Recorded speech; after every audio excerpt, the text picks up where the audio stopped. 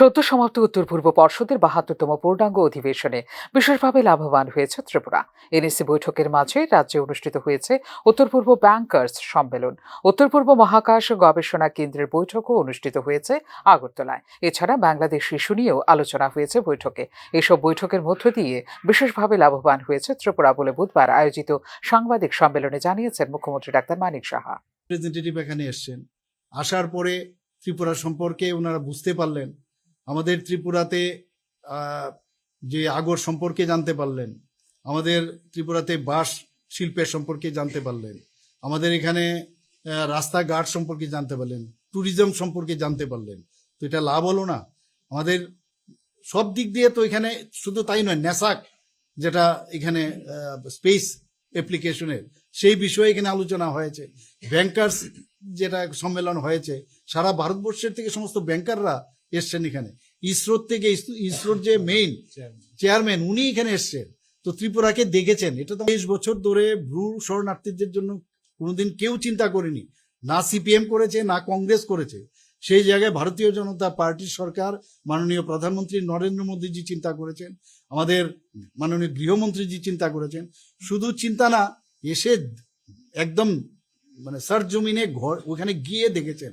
তো এইগুলো আমাদের লাভ। ল অ্যান্ড অর্ডার, বাংলাদেশের বর্তমান পরিস্থিতি কি, আমাদের কি করা উচিত, আমাদের কি কি ডিমান্ড আছে, আমাদের বিভিন্ন যে ডেভেলপমেন্টের ওয়ার্ক, আমরা এই যে আপনার ডোনার মিনিস্ট্রি থেকে যে এতগুলো আমরা টাকা পাচ্ছি, আগামী দিন আরো আমরা এইমসের দাবি করেছি। তো এগুলো লাভের লাভ। এদিকে সংবিধান প্রণেতা ভীমরাও আম্বেদকরকে সময়ে সময়ে অবমাননা করেছে কংগ্রেসই। এমনকি তাকে নির্বাচনে প্রতিদ্বন্দ্বিতাও করতে দেয়নি কংগ্রেস। আম্বেদকরের প্রতি এই ধরনের অবমাননার জন্য কংগ্রেসকে নিঃশর্ত ক্ষমা চাওয়ার দাবিও জানিয়েছেন মুখ্যমন্ত্রী ডাক্তার মানিক সাহা। দুর্ব্যবহার, অপমান করেছেন, তার জন্য কংগ্রেসের নিঃশর্ত ক্ষমা চাওয়ার দাবি রাখছি। কংগ্রেস দল এখন কেন্দ্রীয় স্বরাষ্ট্রমন্ত্রী শ্রী অমিত শাহের ভাষণের এটা ছোট্ট অংশকে মানে এটাকে উপস্থাপন করে রাজনীতি করার চেষ্টা করছে। কিন্তু যাই হোক, দেশের জনগণ অত্যন্ত বিচক্ষণ, তারা কংগ্রেসের এই অপকৌশলকে বুঝতে পারছেন। কংগ্রেসের এই প্রচেষ্টা ব্যর্থ হবে।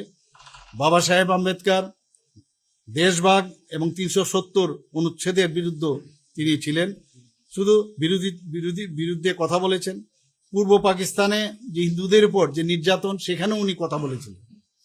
বিজেপি এবং কংগ্রেসের মতাদর্শের পার্থক্য বোঝা অত্যন্ত গুরুত্বপূর্ণ। বিজেপি বিশ্বাস করে যে দেশের অগ্রগতিতে যারা আন্তরিকভাবে অবদান রেখেছেন তাদের সম্মান করা উচিত এবং প্রতিটা মানুষের জন্য আমাদের এই ভারতীয় জনতা পার্টির সরকার ওনাদেরকে সম্মান দিয়েছেন। অন্যদিকে কংগ্রেস দল শুধুমাত্র একটি পরিবারের স্বার্থের বিষয়ে মনোনিবেশ। উত্তর পূর্ব পরিষদের ৭২তম পূর্ণাঙ্গ অধিবেশন থেকে ত্রিপুরা কতটুকু লাভবান হয়েছে তা নিয়ে প্রশ্ন তুলেছে রাজ্যের বিরোধী রাজনৈতিক দলগুলো।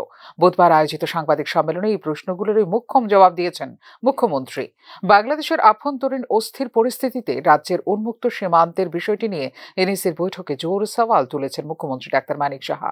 এছাড়া উত্তর পূর্ব ব্যাংকার্স সম্মেলনে উত্তর পূর্বাঞ্চলের জন্য ব্যাংকিং পরিষেবায় পৃথক প্যারামিটার্সের জন্য ভারতীয় রিজার্ভ ব্যাংকের আধিকারিকদের নির্দেশ দিয়েছেন কেন্দ্রীয় গৃহমন্ত্রী অমিত শাহ। এছাড়া উত্তর পূর্ব পর্ষদের ৭২তম পূর্ণাঙ্গ অধিবেশন উপলক্ষে মোট ৬৬৮ কোটি টাকার প্রকল্পের উদ্বোধন হয়েছে ত্রিপুরায়। ফিউরো রিপোর্ট, নিউজ নাও।